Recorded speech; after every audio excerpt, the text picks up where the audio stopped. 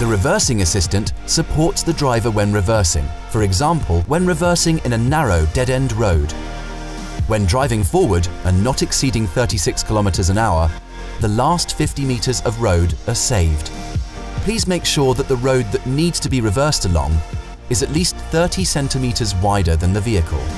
Press the Park Assistant button or engage reverse gear to switch on the Park Assistant menu.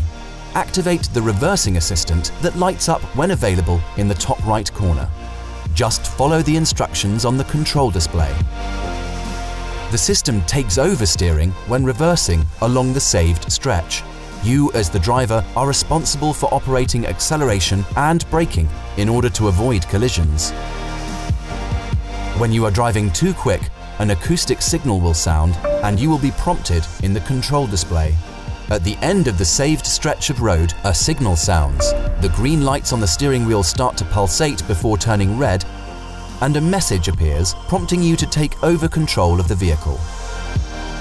If you change gear during an active reversing assistant or take over the steering wheel, you deactivate the function.